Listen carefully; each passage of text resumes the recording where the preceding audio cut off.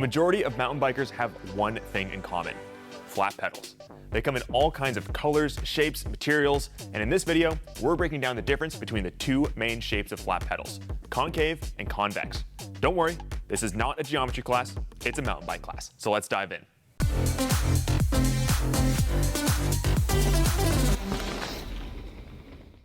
I'm Tor with the Lost Co, and like a lot of you guys, I've got some old scars on my shins from riding flat pedals. Shinners are super painful and super annoying. So today, we're here to put a stop to shinners.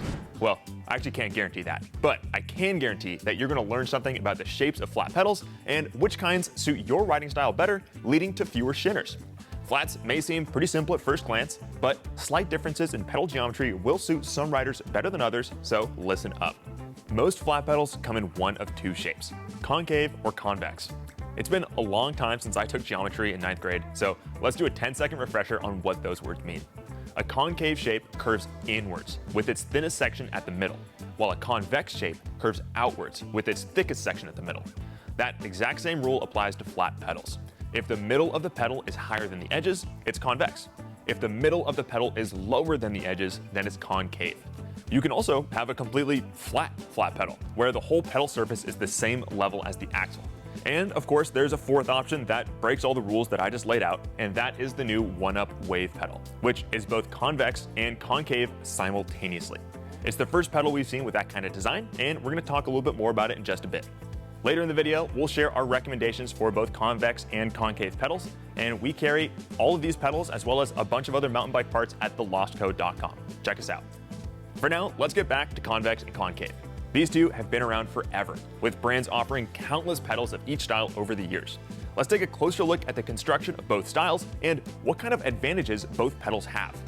At the center of any pedal is the axle, which is the limiting factor of how thin the center of a pedal can be. On convex pedals, the pedal body gets thinner the further it gets from the axle, while concave bodies get thicker further from the axle. Less material means that convex pedals are often slightly lighter than concave pedals, and that overall thinner pedal body is less likely to catch on any rocks or roots while riding.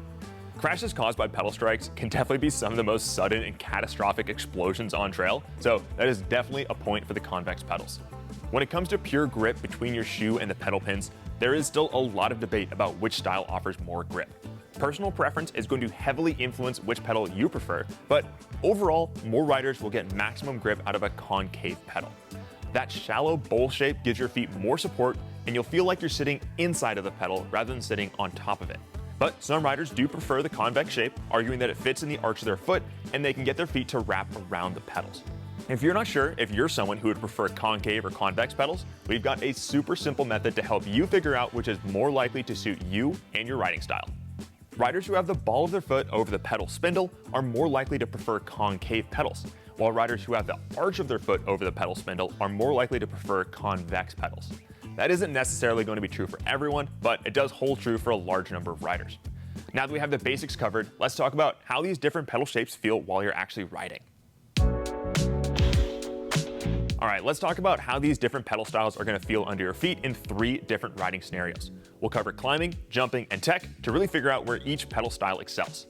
In order to go down, you have to go up, and both convex and concave pedals will definitely get you to the top of the hill. While climbing, you need to get pedals that are both comfortable for your feet and grippy enough to make all the tech moves that you're going for. A comfortable pedal looks different to all kinds of riders, and if you're not sure which style is going to be more comfortable for you, we recommend that you follow those guidelines that we talked about earlier. While riding with flat pedals, going for a techie climb is always where I really wish that I was clipped in.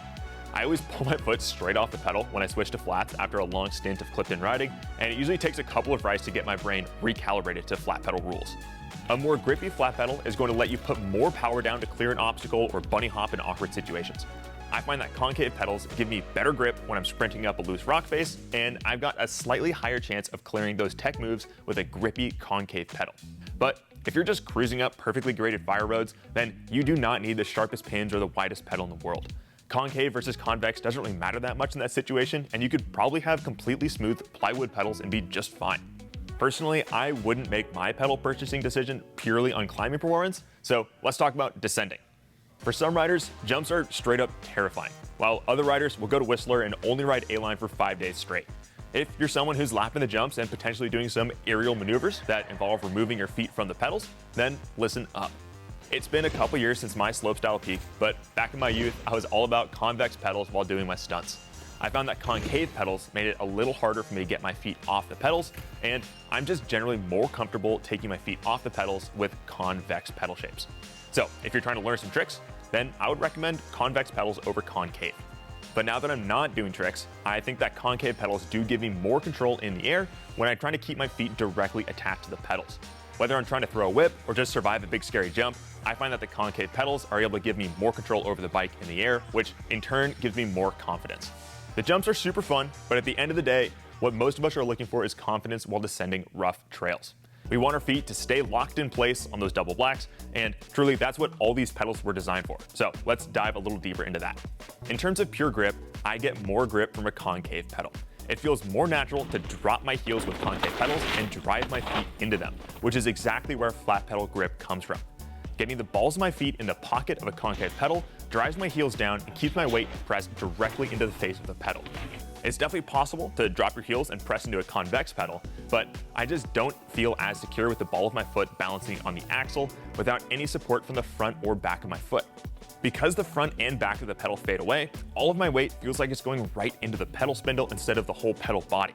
I just don't get the same support from the pedal body on a convex pedal, and the raised front and back sections on a concave pedal give me lots of support to press into. Unfortunately, our feet are not always in the perfect position. When things get a little wild and your feet get bounced around and land on the pedals a little off center, getting them back into that sweet spot isn't always easy.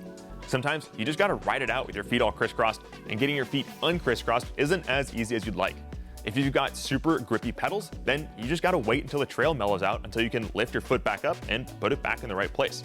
Whereas if you've got a less grippy pedal, you've got a better chance of shimmying it back into place while you're mid-rock garden. While you can end up in that compromised foot position with either pedal, I find that it's less common with concave pedals. There are two ways that your feet can get ejected from your pedals, and the first is rolling off either the front or the back of the pedal. Rolling off the front is most likely to happen if you don't have your heels dropped enough and you run the bike straight into a big impact, and then rolling off the back can happen if you hit a big compression and you straight up run out of grip between your shoe and your pedal. Rolling off the back is where some of the most memorable shinners often happen, and rolling forward can cause the less talked about but similarly annoying calf hurt. Concave pedals are much harder to roll off because the support that comes from the raised front and the raised back of the pedals, whereas convex pedals don't have as much support to keep your shoe in place. So if you're trying to keep your shins and your calves stitch free in the future, concave pedals are going to be my recommendation. The other way your feet can get airborne is getting bounced straight off the pedal, and there's no flat pedal style that can prevent that. If only there was some way to attach your shoe to your pedal, and you wouldn't have to worry about your foot being in the wrong place or getting bounced off the pedal. A boy can dream. You can also customize a pedal's grip by playing with the pins. Every pedal uses removable or adjustable pins, so there's lots of room for customization there. Most pins use either top-loading or back-loading pins, and both can be easily removed with a hex wrench, while back-loading pins can also be shortened by stacking washers behind the pin. Some pedals actually come with washers to shorten the pins from the factory, and you can take those out if you're looking for more grip. Generally, I recommend leaving all the pins in for maximum grip, but if you really like that descending grip you can get with a concave pedal, but you wish you could adjust your foot more easily, you could remove or shorten your center pins to keep most of the grip, but give your foot a little bit more movement. That's just an example, and you can get as creative as you want with your pins, but I generally recommend that you just leave them all in there. So to sum it up, concave pedals are going to offer more grip, which is a good thing if you want your feet to stay in place while riding technical descents, and if you want to drop your heels like Sam Hill. Convex pedals won't offer quite as much grip, but are a better option if you do like doing some sick tricks, or if you like adjusting your foot position as you're riding down the trail. Well, that's pretty much everything that you can expect from each pedal style on the trail, and hopefully that helped you figure out exactly which one is going to suit your riding style better. First, we're going to look at the pedal that's completely different from what we just talked about, the OneUp Wave pedal, and take a closer look at what makes this flat pedal so unique.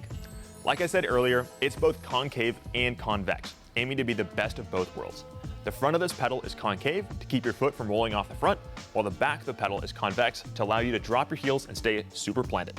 While I personally haven't gotten a chance to ride the OneUp Wave pedals yet, our customer service pro, Chris, has gotten a chance to ride the OneUp Waves on his Levo. So Chris, what's your impression of the OneUp Wave pedals so far? Are they drastically different than any other flat pedal you've tried?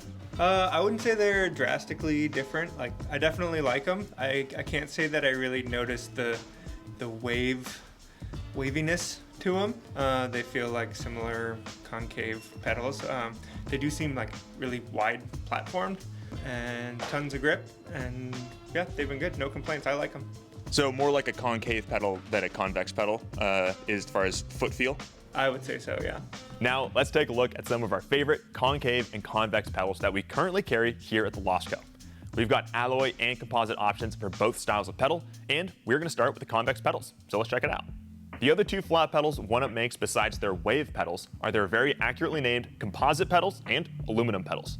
Both have a high point over the axle and then slope away towards the front and back edges of the pedal, making them convex. These two pedals are actually incredibly similar, with the same size and shape platform and the same layout for their 10 pins per side. The aluminum pedals are slightly thinner, and they have a bearing bump right where they meet the crank. Personally, that bearing bump isn't my favorite, so my recommendation for a convex pedal is actually the more affordable composite pedals that don't have that same bearing bump. Regardless of which you choose, both are easily rebuildable and are priced just slightly below the competition, just like a lot of other OneUp products, making them a great buy. Before we get into the concave pedals, let's give a quick shout out to one of my favorite but hard to categorize flat pedals, the Bergtech Penthouse Mark V.